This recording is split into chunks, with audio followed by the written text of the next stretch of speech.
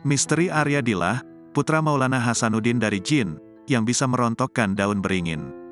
Maulana Hasanuddin adalah pendiri Kesultanan Banten, yang berkuasa pada 1552 sampai 1570 Masehi. Hasanuddin adalah putra keempat dari Sunan Gunung Jati. Tapi, Hasanuddin putra pertama dari Permaisuri di Banten. Maulana Hasanuddin memperoleh gelar Pangeran Sabakingkin atau Sedakinkin. Pemberi gelar itu adalah kakeknya, yaitu Prabu Surosowan, Bupati Banten. Maulana Hasanuddin menghadap ayahnya di Cirebon. Ia diberi mandat untuk menyebarkan Islam ke Banten dan sekitarnya. Maulana Hasanuddin berangkat ke Banten.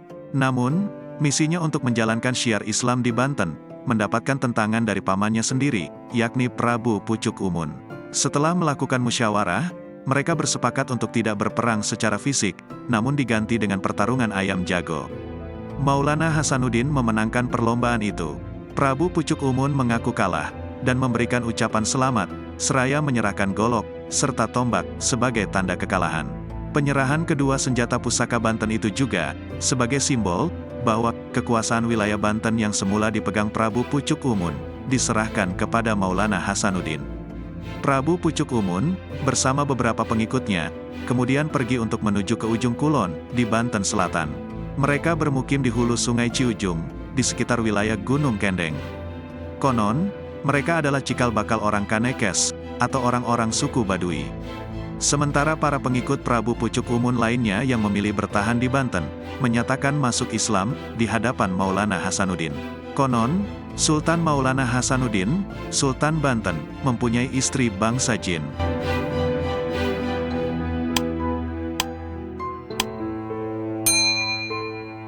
Dari perkawinannya itu, melahirkan seorang putra, bernama Pangeran Arya Dilah.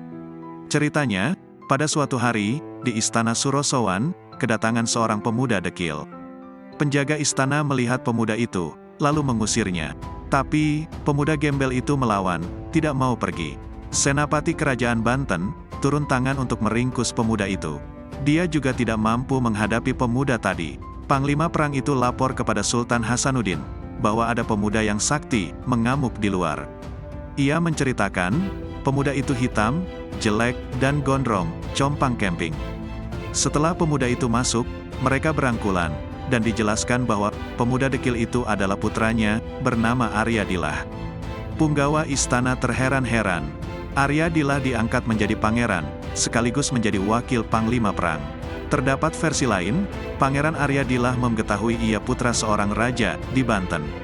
Akan tetapi, ia sendiri tidak tahu siapa ayahnya itu.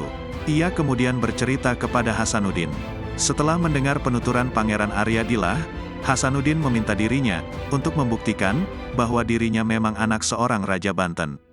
Hasanuddin menyuruh Arya Dilah untuk merontokkan seluruh daun beringin dari pohonnya tanpa tersisa sehelai pun.